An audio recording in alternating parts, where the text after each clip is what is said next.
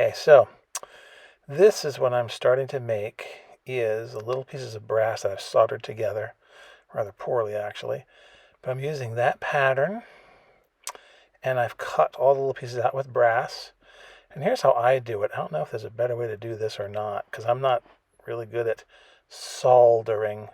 But I'm taking little pieces of blue tack and sort of holding the little brass individual pieces down. And then I can kind of shift it around a little bit.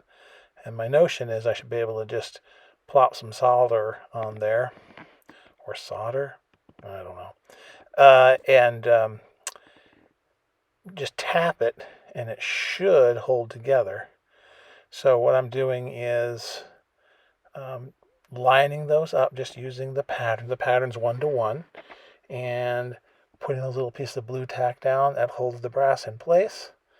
And I guess you could use other wire too. I just happen to have brass laying around, and that's what I've been using.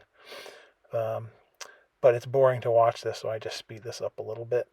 Put this all together, and then I take a little bit of flux, and I didn't have a brush. I'm just using a piece of wire.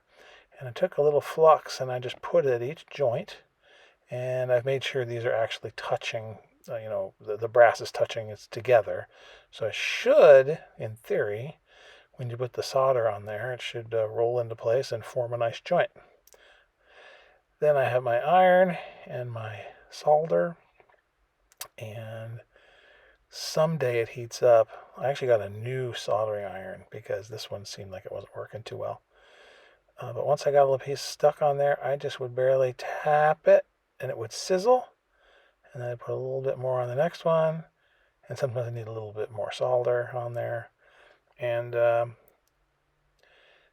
put them all on there. And dang it if it didn't work.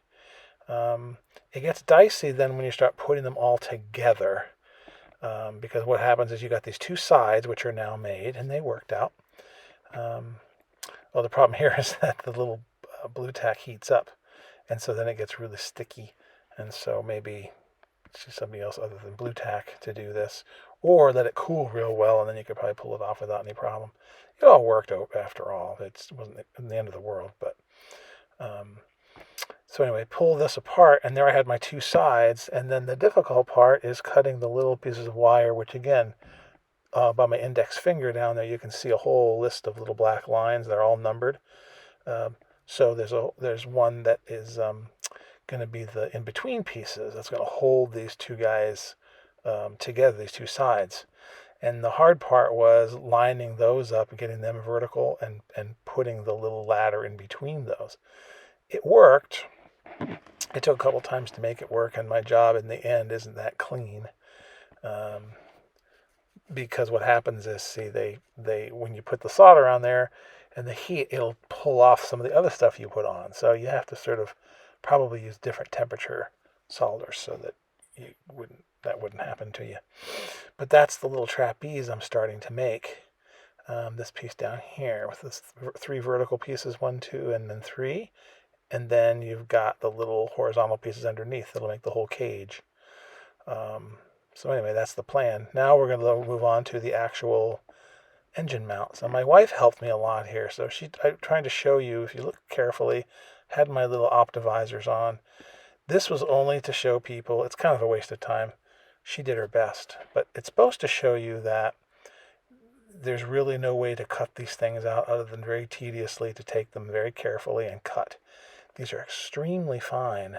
So it takes a sharp blade and a lot of care. And like I said, optivisors if your eyes aren't very good. Because you can see you're trying to cut out those little places that say W in between all those black pieces. So it's really kind of tedious, but you just kind of work your way around the curves. So I cut the curves first, the little edges. And of course you got to make sure you don't cut through the black. It is just a very slow process. You stick to it, you'll get through it. It's just, you do like one a night or something. There's 7 pieces per engine mount. And then you see, you flick that thing out, and then you removes the innards. So anyway, this is just me. There's my optivisor, and she tried to get it so that you could see that in there, which is good.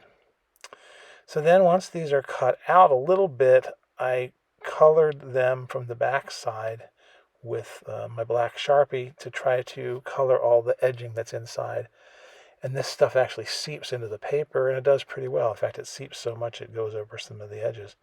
But the idea is you want to get all that, to be nice and black.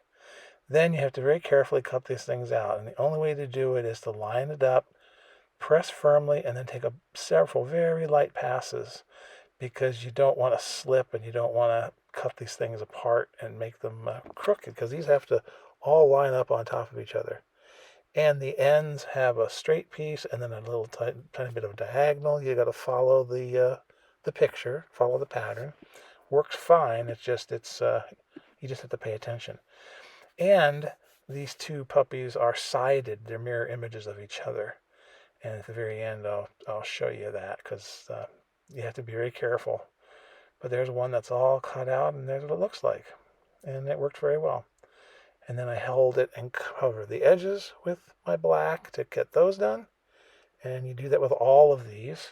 And again, that's why part of the reason it takes a little bit of time to do this. But, it's kind of par for the course. At least you're not building a tank with all kinds of wheels. That's really a pain.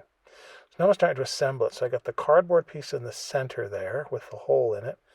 And then you've got the first pieces, which are just the wood. These are supposed to make a basic, I guess, a wood standard on there. And that hole has to line up with a little hole on the paper. And then you just line that up and push it down. Later on, I took a piece of brass and put it through the holes to make sure they're lined up. You can see those little cutouts in the cardboard, those vertical pieces. That's where our other little pieces of brass are going to go to make the whole mount. So I'll put a little bit more glue on that side. Again, lining up the little holes as best I can. That kind of registers things on that end. And then once it's on there, tap it down into place. Give it a good squish. Make sure it's together. And that's your wooden standard bearer there of the engine. And then there are the little slots, 1, 2, and 3, which is where this piece is going to fit. And you can see those will all fit in. And you can see I goobed these up with solder pretty badly. But anyway, might redo it, I'm not sure. So now once you got that piece started, you got to glue these black pieces on. You follow the directions which one goes next. And there's, you probably should use a pin or a little piece of wood, but I just tend to just tap it like this with the glue. And then I use my finger to sort of spread it out and just tap along it to spread out the glue like that. And again, you're just making sure, like that end there is the end with the hole on it. And you can see the opposite end has a little triangular piece of supposedly metal. But here you put these down, line them up on that hole, put them together, and then you've got this little black metal. I guess it's probably really there to actually where you'd screw the engine on, but it's also there to hold on and make those pieces of wood nice and strong, I guess. So then you put another piece on top of that, and again, you're making sure that everything's lined up. And they're very small and skinny, but they line up beautifully. This side didn't work as well as the first side. The first side you can see is done. That's the one I did off camera to practice. And then when I turned the camera on, well, that's when I run into trouble. But it ended up okay in the end. They're going to be fine, especially underneath that wing and then having an engine on top. Then I turned it over, and you got to get the other side started. And you can see on the left-hand tip of the wooden part, you see that little piece of triangular white.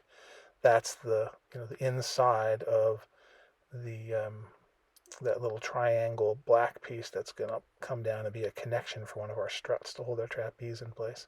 So then this is just the other side, and then it takes again 2 of these per side to sort of get it, I guess, to the right thickness. Really, you're trying to get this thing to be correct in terms of dimension, hold up where it's supposed to. Anyway, you slide this one on, again matching the hole up on the top right there. And you just make sure it overlaps the other black. And lo and behold, they're very convincing. I mean, there's a apparently a resin model of this airplane in 1/32 scale. And when I look at this, it's pretty close. Looks good. Oh, and then there's one little triangular piece, is a doubler that goes on there. That was a piece of glue that I put on there, and it just kind of tightens that down. My assumption is that's going to hopefully help us with our actual trapeze when we start to put it together. That's going to be a whole nother can of worms, I think. But there are the two engine mounts. And again, one's left and one's right. So they are sided. I'm trying to show you that a little bit here. You can see that, I think when I set it down, you can tell that there's that little black ear. See that little black ear on the left? And then that one is on the other side. So they definitely have to be right and left. But you've got to carefully follow the directions and not be dyslexic like yours truly.